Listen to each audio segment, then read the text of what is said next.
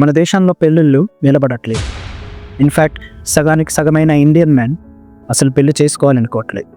26 से 40 साल की उम्र के 42% युवाओं ने ये कहा कि वो ना तो शादी करना चाहते हैं और ना ही बच्चों की जिम्मेदारी उठाना चाहते हैं. ఇండియన్ మెన్స్ ది పెళ్లిపై ఉండే ట్రస్ట్ ఆల్ టైమ్ లోలో నడుస్తుంది. ఒకప్పుడు అమ్మాయిలు పెళ్లి చేసుకోవడానికి భయపడేవాళ్ళు, ఎందుకంటే డొమెస్టిక్ వైలెన్స్, డౌరీ ఇలాంటి ఎన్నో కేసెస్ ఉండేది. కానీ ఇప్పుడు మగవాళ్ళే పెళ్లి చేసుకోవాలని అనుకోవట్లేదు, ఎందుకంటే ఇప్పుడు వాళ్ళని నకిలీ కేసెస్ పెట్టి అల్యూమనీ ఇంకా మెయింటెనెన్స్ అడిగే కేసులు చాలా ఎక్కువైపోయాయి. Please don't tell the court that this is all a person requires. 6,16,300 per month. Does anybody spend this much? A single lady for herself? In fact చాలా మంది అమ్మాయిలు ఈ సిచ్యువేషన్ని ఒక బిజినెస్గా మార్చుకున్నారు. అమ్మాయి 1 lakh కన్నా ఎక్కువ సంపాదిస్తారు, అయినా ఎక్స్ హస్బెండ్ దగ్గర 40 lakhs రెమెడీ తీసుకున్నారు. అది కాకుండా నెక్స్ట్ హస్బెండ్ దగ్గర కూడా మెయింటెనెన్స్ అడుగుతుంది. ఇంకా ఇది ఒక రియల్ కేస్. ఈ కేసు చూడండి, ఒక వైఫ్ తన యుఎస్ బేస్డ్ హస్బెండ్ దగ్గర 500 crores అలిమనీ కావాలి అని కేసు పెట్టింది. ఇంకా ఆ కేసులో మొత్తం ఫ్యామిలీ పేరు పెట్టేసింది. 85 years old వాళ్ళ హస్బెండ్ ఫాదర్ పేరు కూడా. సుప్రీంకోర్టు ఈ కేసుని 12 crores సెటిల్ చేసింది. డివోర్స్వి ఇన్ని హారర్ స్టోరీస్ విన్న తర్వాత ఎవరికైనా పెళ్లి కన్నా సింగిల్గానే ఉండడం బెటర్ అనిపిస్తుంది. కొంతమంది పెళ్లి కన్నా కెరియర్ని ప్రిఫరెన్స్ ఇవ్వడం స్టార్ట్ చేశారు. కొంతమంది లైఫ్ ఆల్రెడీ ఎంత అన్సర్టైన్ ఉందంటే పెళ్ళి అన్న ఒక కాస్ట్లీ అఫేర్ వాళ్ళు వద్దనే ఫిక్స్ అయిపోయారు. కొంతమందిది అయితే ఫ్యామిలీ రెస్పాన్సిబిలిటీస్. బట్ ఇండియాలో పెళ్ళిళ్ళు చెడిపోవడం వెనుక కారణం అరేంజ్ మ్యారేజెసా? దీనికి సొల్యూషన్ లవ్ మ్యారేజెసా? ఒకసారి చూద్దాం. మనలో ఇప్పటికీ అరేంజ్ మ్యారేజెసే ఎక్కువ. 2018లో ఒక సర్వే ఏం చెప్తుంది అంటే ఇండియాలో 93% మ్యారేజెస్ అరేంజ్ మ్యారేజెస్. సో ఒక అరేంజ్ మ్యారేజ్ సెట్ ఎలా అవుతుంది? ఫస్ట్ ఆఫ్ ఆల్, ఇండియా ఎంత పెద్ద కంట్రీ, ఎంత పాపులేటెడ్ కంట్రీ అంటే ఏ కంక్లూజన్ అయినా 100% ఒక దగ్గర సెట్ చేయవు. అది కాకుండా మనకి చాలా కస్టమ్స్ ఇంకా కల్చర్స్ కూడా ఉన్నాయి. కానీ ఒక జనరల్ టాక్ తీసుకుంటే 25 years వచ్చాక మనలో పెళ్లి వయసు వచ్చింది అని అనుకుంటాం. ఇంకా ఇంట్లో సంబంధాలు లాంటి టాపిక్ స్టార్ట్ అయ్యి వెతకడం కూడా స్టార్ట్ చేసేస్తారు మోస్ట్ ఆఫ్ ద కేసెస్లో. ఎందుకంటే సంబంధం వెతికి అన్ని మాట మంచి అన్ని చూసుకోవడానికి కూడా టైం పడుతుంది. జనరల్ సినారియో చూసుకుంటే మన చుట్టాలకే ఏదో ఒక పురుగు కలుస్తుంది. ఫస్ట్ వాళ్ళే ఇంటికి వచ్చి మరీ ఈ టాపిక్ స్టార్ట్ చేస్తారు. వాళ్ళే 2 ఫ్యామిలీస్ని ఇంట్రడ్యూస్ చేస్తారు. అమ్మాయి అబ్బాయి జాతకాలు మారుస్తారు. నెక్స్ట్ అబ్బాయి ఫ్యామిలీని అమ్మాయిని కళ్ళని తీసుకెళ్తారు. ఇక్కడ చాలా పెద్ద బ్యాక్గ్రౌండ్ వెరిఫికేషన్ స్టార్ట్ అవుతుంది. యూజువలీ అమ్మాయి ఫ్యామిలీ అబ్బాయి వాళ్ళ దగ్గర ఆస్తులు, డబ్బు, జాబ్ ఇవన్నీ ఉన్నాయా లేదా అని చూస్తారు. ఇంకా అబ్బాయి తరపున వాళ్ళు వీళ్ళకి ఎంత పేరుంది, ఎంత కట్నం ఇవ్వగలరు, సొసైటీలో రిమార్క్స్ ఏమైనా ఉన్నాయా లేదా ఇవన్నీ చూస్తారు. బేసికలీ ఒక మంచి సిచ్యువేషన్ క్రియేట్ చేస్తారు. మా అబ్బాయి ఉత్తమ పురుషుడు, మా అమ్మాయి సీతమ్మ తల్లి అన్నట్టు. ఫ్యామిలీస్ ఓపెన్ మైండెడ్గా ఉంటే అమ్మాయిది అబ్బాయిది ఒక 2-3 పర్సనల్ మీట్ కూడా అరేంజ్ చేస్తారు. రెస్టారెంట్స్ అయినా, ఇంకెక్కడైనా, గుడ్లో అయినా, ఇంకెక్కడైనా. కానీ ఆ మీటింగ్స్లో కూడా సగం టైము సిగ్గుపడడంలోనే వెళ్ళిపోతుంది. ఇంకా సరిగ్గా మాటలు కూడా అవ్వవు. ఇకపై దీని తర్వాత పెళ్లి ఫిక్స్ అయిపోతుంది. ఒక 6 to 8 monthsలో పెళ్లి కూడా అయిపోతుంది. ఈ టైం పీరియడ్లో చాలా మంది ఫోన్స్లో మాట్లాడుకోవడం కానీ, ఒక 2-3 సార్లు పర్సనల్గా మీట్ అవ్వడం కానీ ఇవన్నీ చేస్తారు. కానీ చాలా ఫ్యామిలీస్లో అది కూడా అలౌ చేయరు. అమ్మాయి అబ్బాయి డైరెక్ట్గా పెళ్లి టైంలోనే కలుసుకుంటారు.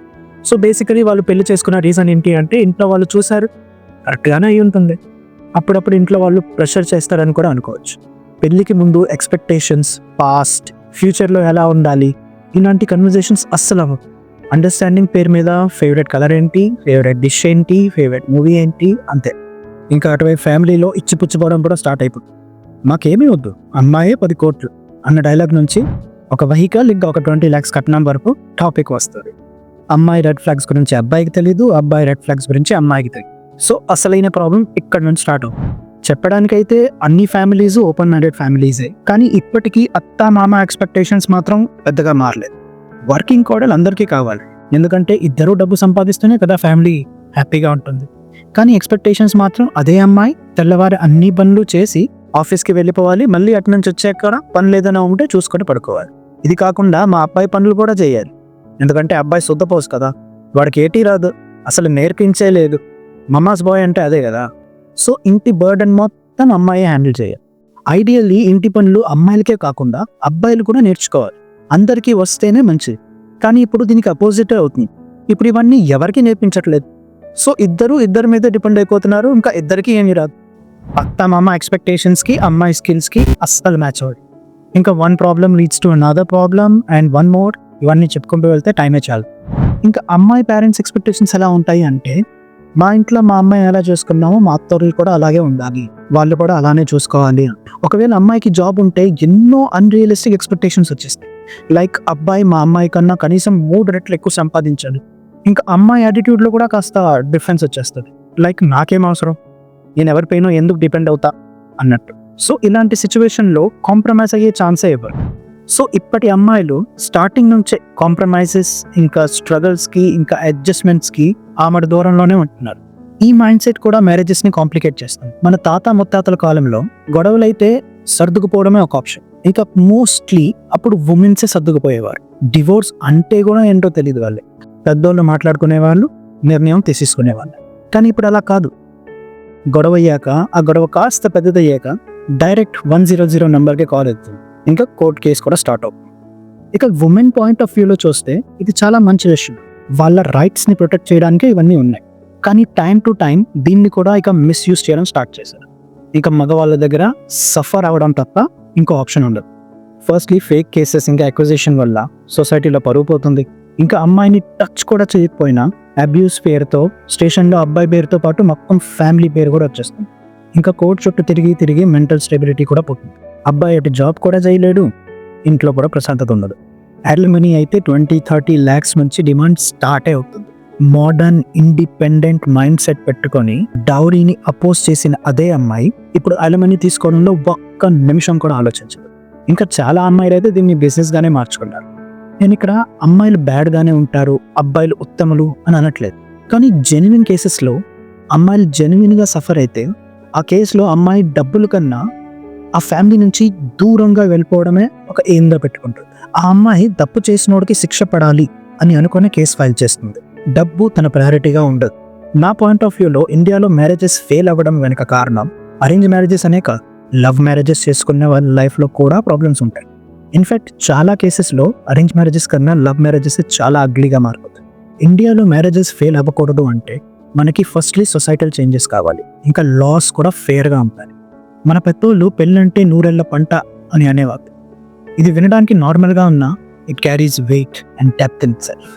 మీ పార్ట్నర్స్ టాప్లో ఉన్నప్పుడు ఎంజాయ్ చేయడమే కాదు, వాళ్ళ డౌన్ఫాల్లో కూడా మీరు సపోర్ట్ ఇవ్వగలము అన్న నమ్మకం ఉంటేనే కమిట్మెంట్ ఇవ్వండి.